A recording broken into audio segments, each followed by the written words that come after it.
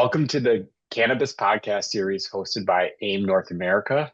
AIM North America is a nonprofit trade alliance representing organizations that buy, sell, implement, manufacture, and/or use automatic data capture technologies, including radio frequency identification, barcode, RTLS, and more. Today, we are going to be discussing cannabis packaging, and I am Ethan Claucherty, a member of AIM North America work group, as well as the laboratory technologist leader at the Axia Institute at Michigan State University. And today I will be moderating today's discussion with Kelly Williams. Kelly, if you could please introduce yourself. Sure thing, Ethan. Thanks for having me. Kelly Williams. So, quick background on myself, almost 30 years in the flexible packaging industry, chemical engineer by training. So, I joke that I spent the first 10 years of my career creating today's plastics problem, and then the middle 10 observing what I created. And now, for the last 10, I've been pretty focused on what I think is the future of packaging, which is natural materials, compostable engineering, things that go away and not become a waste burden. So that's been my 30-year career in a nutshell. Great. Thank you, Kelly, for your introduction. And I think this is a perfect time to get into the different types of packaging and in the industry. So with that, I will kick it off with our first question. So Kelly, how are packaging innovations addressing regulatory compliance across different states in the cannabis industry? So cannabis is an interesting industry because it's new and it's showing us what a new market kind of looks like in our current landscape. But let's talk about just packaging in general and how that's changing. So obviously, sustainability is top of mind for everybody and defining what that means for them. But when it comes to regulatory compliance across the different states, I think there's something most people don't know, which is why we don't have some federal harmony around these things is because we treat it as waste. So in 1979, Congress passed a law called the RCRA laws, it's nicknamed, which is the Resource Recovery and Conservation Act. And in that law, basically, it said 50 states, waste is your problem. So, which is why you see some states more progressive in adopting compostable programs, others not. It's because there's no, so I've always felt like, will there be one day a climate event big enough to be our 9/11 that creates the office of circularity or the office of sustainability where we can drive these things more rationally. But when I say driving things, we've got a few things at play. We've got a fossil industry that doesn't want to let go of its empire. We have municipalities that are still operating with pre-COVID staffing. They don't want to take on more responsibility regardless of what they believe. And you have large brands that, even if they truly want to be better or to be more sustainable in the environment, it's risky. There's a lot holding them back from the fear of such a big change. But where I find it interesting for cannabis is I think cannabis actually is maybe showing us a little bit of what the future looks like. And what I mean by that is in cannabis, you can't sell across state lines. So when you have a cannabis product in a package, it has to stay in the state it was grown. That's the market. So it's defining market by the 50 states. And I think that's probably where packaging is heading, is where as a brand, you have to look at all 50 states as basically Europe, only they all speak the same language. Because EPR laws in Washington aren't going to necessarily reflect EPR laws in Maine, and Ohio doesn't have EPR laws yet. So I kind of feel like that's where the winds are taking us. So I think cannabis has maybe an advantage there because, for one, they are state-based markets, and the dispensaries represent something kind of like going to a football game, where that closed loop venue, you can kind of control the waste and separate compostables from recyclables versus actual waste. Generally, from what I've read and been told and all of my research into this market from its nascency in the beginning to where it is now, people tend to go back to their dispensaries. So I've always felt it's a great opportunity to create a closed loop opportunity with packaging that is embedded in this particular market. So I think cannabis actually has some opportunities that could maybe show the rest of packaging how to think about it differently because of the way it started and when it started. I think has been some of the advantages for cannabis. Yeah, I think you really hit some great points there, Kelly. I think what a lot of people don't realize as well too is as you mentioned, all 50 states are different, and then you have these differences across each state. So one might be one way, another state might be doing things a different way. And I really like how you kind of compared that to Europe as well, because that connection is going throughout Europe. You kind of see some of the similar trends, except you're right, we all speak the same language, which in theory you would think makes it a little bit easier. But um, with that, how do you see materials changing in packaging, and how do you think that will impact the cannabis market? I think the materials and packaging are absolutely going to change. And I say that for a few reasons. So I'll lay them out for you why I think materials will change. Um, um, I think in the material side of packaging, where I'm seeing things changing is best described with just a very quick. Let me give you just a real quick history lesson on flexible packaging, if you'll bear with me for a moment. So flexible packaging, what allowed the general store to become the first Piggly Wiggly, I think in the 30s, became the first grocery store. What allowed the grocery store to happen was packaging, being able to package fresh foods in a way that they would stay protected so a consumer can buy them, take it home, and use it. So cellophane and glassine coated paper were really the start of flexible packaging in the world because they were high barrier, transparent. They checked all the boxes. And then polyethylene was discovered and then coordinated with a catalyst, creating these complete architecture, control, and design of these fossil plastics came. And it came at a time when food was being grown at such a high rate that packaging became almost like the EMT on the scene to make sure that food overproduction was not lost or wasted. So we kind of created almost a codependence on packaging, kind of in that phase of food overproduction, which now today processing, ultra processing. Now we wonder what nutritional value is left in the product by the time it goes into the package. So with all of that said, we've created this place where fossil plastics are just really good at what they do, and they're really thin and they're really cheap. And we have this dilemma of microplastics and waste management. So what do we do? And there's just a lot of heels dug in to this mountain of fossil plastics as an industry we built politically, lobbying. There's just a lot of forces preventing it from going anywhere other. So you have this split between wanting to recycle your way through the waste management crisis versus what I call earth digestible, which is what I believe designs for entropy. It designs for loss. It designs for what never makes it where it's supposed to go. Look, Ethan, we can't even design packaging that stays in one piece. We open a bar, it ends up in two pieces. So I feel like but that is not unlocking. It's staying pretty. So I think the answer is simple. It's both. You need Yeah, packaging that's curbside and compostable is the ultimate. I completely agree with you on that. So, MSU has a Go Green initiative. And so we were looking for unique and innovative ways to kind of combine that, kind of enhance the packaging while also doing a recycling. And a big issue that we've seen in the pharmaceutical space is those orange plastic pill bottles.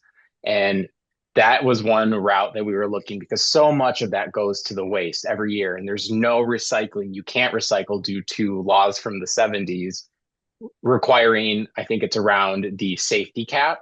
So I think it's really interesting that you mentioned that, because I think it is a bit of both, of kind of being progressive as well as finding unique ways to kind of change how the market is moving.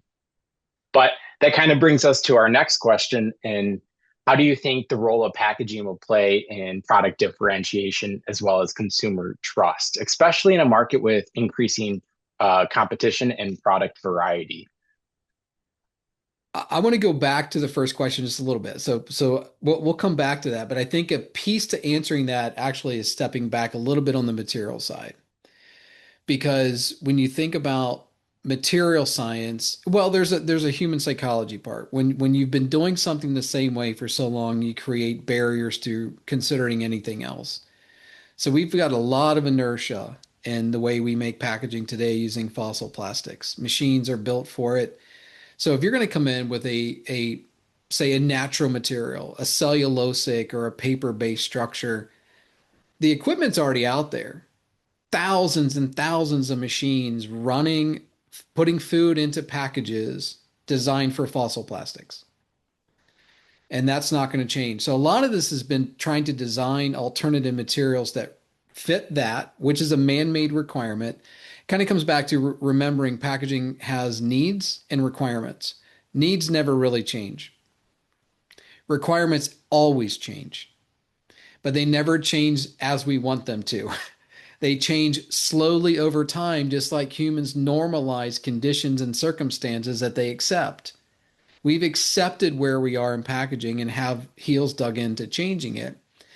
But even now today, where there's an absolute genuine understanding it has to change, fear is what holds everybody back. And part of that next question is nobody, there's no shortcut to shelf life. If you want to know that this new packaging material will hold your product in the wild for a year, you can't shortcut putting it in the wild and monitoring it for a year. So I think that truth of that is holding a lot of larger brands back. Look, the top 10 food brands are larger than the next 31 combined just through acquisition. Yet there's 25,000 brands that are considered small, medium-sized brand businesses that are wholly being underserved because the number of producers of packaging have also gotten bigger through private equity. So you've created this application development. It's a conundrum, I think. I think is Pulled the what word right out of my mouth. it's an absolute conundrum. So I think the role packaging plays is exactly that. PCR is back on the rise. Why is post-consumer recycled content back on the rise from what we call mono material, which is basically an all polyethylene structure, to technically be recycled, which to me, recycling is essentially making sure that it's compatible to a milk jug or a detergent bottle. But you're seeing that pendulum swinging towards PCR because if you don't demonstrate it's being recycled, it doesn't count under these EPR laws. So PCR, I can claim a content. I don't have to prove an end of life. But everybody knows PCR is kind of like a on the edges, it's greenwashing, right? It's if I have a pouch of trail mix that is 50% PCR, great. That pouch can't go back into PCR. It's going somewhere, either into the environment or into a landfill. So I feel like those things are temporary stops because no one has come forward with the actual solution. Because look, these $5 and $10 million brands, there's so many of them out there, Ethan, and they have already been down this path. They're trying to do the right thing. They sustainability is their purpose, which is why cannabis is such a great market, because these founders really do believe in this, but they can only commercialize what's being offered to them. So where I see them stuck is they're like, look, I can't keep trying new things. I have to know where this is going so I can build around it. And I think no matter where you look, what adds up is packaging that's paper based, that's recyclable, meaning the paper you can pull out, reuse, because there is a market for that. But now that piece that gets removed, because if you think about your frozen food boxes at the grocery store or your cereal boxes that are polyethylene coated paperboard, when that goes through that process, where does that polyethylene go, Ethan? You might actually know as well as anybody. My research says it goes to landfill or maybe selectively it's incinerated. Yeah, you look at a few of the life cycle assessments on those. They're they're rather interesting. Yeah. Um, but I think you make some really great points. So leading to my next question, are you seeing any of the other emerging technologies like smart packaging or tamper-evident features being integrated into cannabis packaging to enhance that transparency and traceability for regulatory compliance or not? I I feel like there's a missed opportunity with cannabis brands today because again, generally packaging engineers don't start food brands or cannabis brands. Food people or people in those industries start it. So packaging is so far down the list. It's important, but until you get to around 50 million in sales has been my experience. These founders and the key people that built the brand are doing so many roles in the company. So packaging is a complexity that they just have to manage. So no one's really using packaging as a value proposition, as a profit stream. And how you do that, I've been preaching this for a long time because I help bring digital printing to market. And with digital printing, I can, pharma, you mentioned the amber bottles. In pharma, it's 100% individually dated, stamped. Like every unit is its own. It's not a pallet of the same thing. It's unitized. So to me, digital printing isn't about putting the the Green Bay Packers on a bag of Tostitos during football season. It's about managing the supply chain at the unit level. And when you start looking at what that means, cannabis again is a great model for how you can. So think about if somebody brought that empty pouch back to their dispensary, threw it in a bin that scanned it as it went into the bin, they're going to get credit for bringing it back. So there's all sorts of consumer integration that can happen in the cannabis space that isn't being done. And you think, well, why isn't it being done? Well, it's not being done in food either because you've got in 2012 there were 17 we call converters. They were producers of flexible packaging in North America that had over 60% of the market. Today that number is under 10 and they still have over 60% of the market. So the number of players have reduced by 50%. So when your sales are 1.2 to $2 billion and you're a flexible packaging manufacturer, you can't take the orders from these brands. So a lot of these guys are getting their bags imported from China or from a broker. Speaking of that, these are mostly pouches, cannabis pouches, right? The stand-up pouch market in the United States is $5.4 billion. That's 2023 data, growing at 6.4%, I think is the growth rate. And so you say, well, what is that mean? Well, of that, 60% of it is roll stock. When you buy like frozen vegetables or French fries, that's all pouches made from a roll, not a pre-made bag. So of that 40% that's pre-made, still about half of that is large brands that probably have no problem with their supply chain domestically. The other are those brands who live and die by the pouch because until you get at least 25,000 to 50,000 per run, you don't go on a continuous machine. You're using pre-made bags. The majority 70% of those bags are being imported. So again, as a cannabis brand, I want to be sustainable. I want to do the best that I can. Well, my supplier options are limited. So I think that's one of the other problems that they face, but I don't think that any of them are fully taking advantage of the opportunities to integrate digital printing, SKU level track and traceability, consumer engagement. All of those are enabled things that are just right there to grab, but no one's grabbing it. Thanks, Kelly. I think it's probably an opportunity maybe for academia to do some further research in that space. Um, that I feel like that could be a good opportunity to kind of bring some of that information to the industry. But thank you again for giving us your insights on this. And thank you everyone for joining today's Cannabis Podcast Series hosted by AIM North America. If you are interested in learning more or to listen to past podcasts, please visit www.aim-na.org. Also, our cannabis work group meets monthly, the third Tuesday of each month at 11 a.m. Eastern Standard Time. So if you would like to join our next meeting, please email info@aim-na.org.